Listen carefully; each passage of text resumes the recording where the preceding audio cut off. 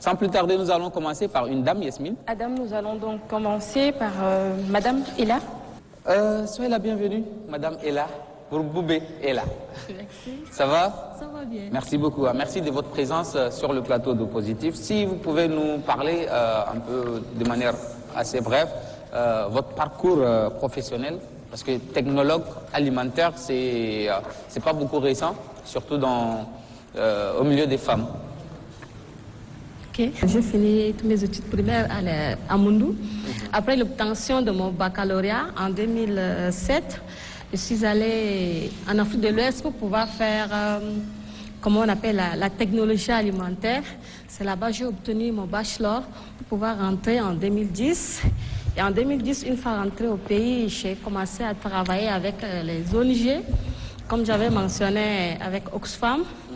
Et j'étais souvent dans les zones milieu un peu reculées de la capitale, dans la zone Adjalamis.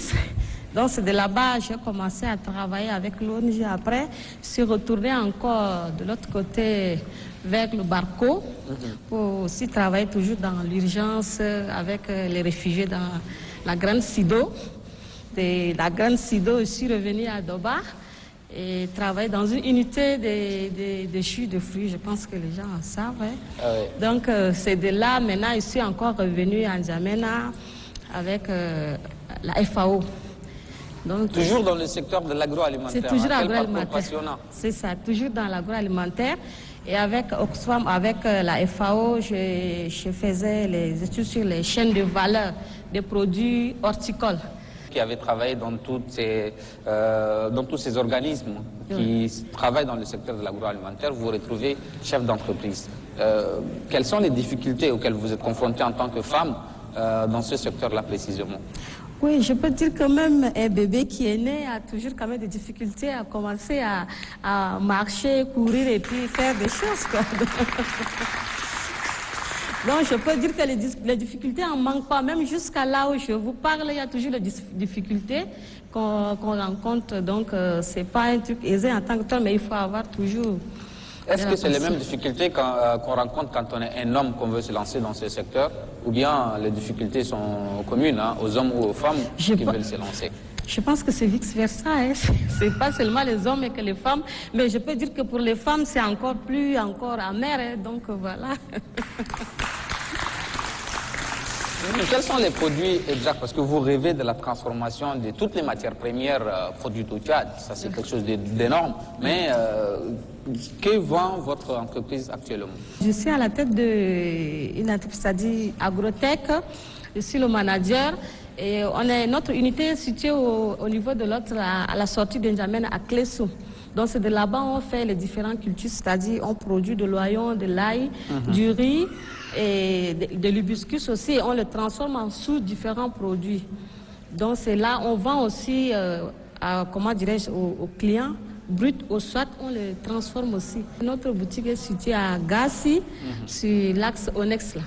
Donc on a nos différents produits qui sont là-bas. Donc les gens peuvent passer aussi, contempler les produits naturels. Madame Ella, est-ce que vous avez des regrets? Oh, je peux dire non. Hein. Ah ouais? D'accord. Est-ce que durant votre parcours, qu'il soit professionnel ou bien dans votre vie, est-ce qu'il y a une personne à laquelle vous voudrez bien demander pardon? Ouais. Évidemment, je demande pardon à mon papa. Vous pouvez regarder la caméra en face et puis le dire? Oui, je demande pardon à mon papa parce qu'il a voulu que je parte étudier dans le pays anglophone. Donc voilà, donc je n'ai pas voulu, j'ai dit que non, je vais finir ici et je retourne au pays pour pouvoir me lancer. Il n'a pas aimé ma décision. Et là, je me sens un peu frustrée lui aussi, donc je lui demande pardon. Papa, je te demande pardon. Si, Madame Ella, aujourd'hui, si vous devriez naître un animal, lequel seriez-vous ou lequel désirez-vous l'être? Tellement que j'en ai beaucoup, les animaux. Mais bon, je préfère le pigeon. Le pigeon, hein. Pourquoi le pigeon? Parce que le pigeon porte la paix et puis c'est-à-dire que partout le pigeon porte, c'est-à-dire pas, c'est pour la paix, et puis voilà, la communication, de l'harmonie, et puis voilà, c'est le pigeon. Le pigeon, c'est intéressant, hein, cette description surtout du pigeon. Madame Ella, aujourd'hui, hein, vous êtes chef d'entreprise, vous êtes une femme qui s'y bat. Qu'est-ce qu'un homme pourrait faire ou devrait faire pour vous conquérir? Ou bien qu'est-ce qu'il ne devrait pas faire, surtout s'il le fait, il ne vous perdra jamais. Ça va dans les deux sens, hein. Pour vous conquérir, hein, et si jamais vous êtes ensemble, et quelle faute impardonnable Bon, il faut juste la communication. Il y a différentes formes, comment il faut le conquérir. Moi, je peux dire que le mot là est trop fort, mais il faut juste se communiquer pour pouvoir être sur le même pied, et puis voilà. Et s'il ne communique pas, il va vous perdre à jamais, c'est ça? Ah oui? D'accord. La communication, elle est importante, hein. Ça, c'est le point de vue de Madame Ella. Ouais. Madame Ella, aujourd'hui, bon, je suppose que vous êtes mariée. Qu'est-ce que vous regardez en premier chez un homme?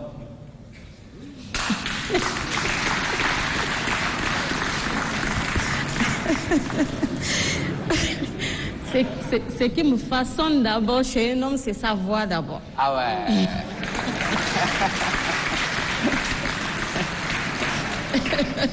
Ensuite, parce que d'abord, et certainement, il y a ensuite. Oui, son teint. Son teint. Ouais. C'est quoi? C'est le temps de M. Batraki, le temps de... Voilà, M. Roger. Pas forcément. Donc, ça, je peux garder ça en moi, quoi. D'accord. Madame Ella, quelles sont vos armes de séduction?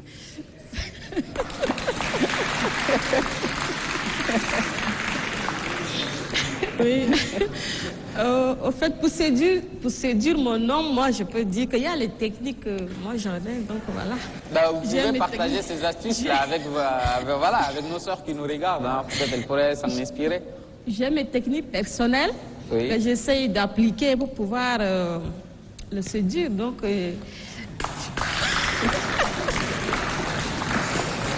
Qu'est-ce que vous faites, hein, en fait, pour faire comprendre à un homme qu'il vous intéresse?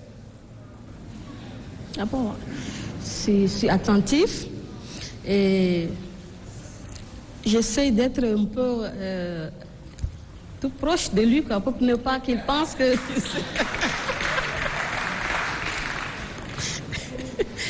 C'est ça, pour ne pas qu'il pense que je l'ai abandonné ou bien je suis un peu éloigné de lui. Vous savez qu'au Tchad, nous sommes dans une société un peu plus polygame aussi. Si jamais votre homme ou une autre femme intéresse vraiment votre homme, qu'est-ce que vous faites pour gagner vraiment la bataille?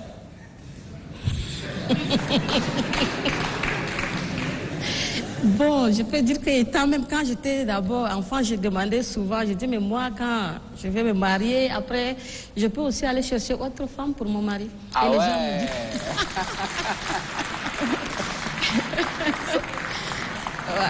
Elles sont pas nombreuses, hein? Ah ouais. Donc, on me dit que c'est une question ou bien c'est une décision bête, mais je dis que non, il y a un moment donné, je dis non, ça là, tu peux venir, on peut rester ensemble et puis on va cohabiter. Merci beaucoup, Ilza Boubé est là.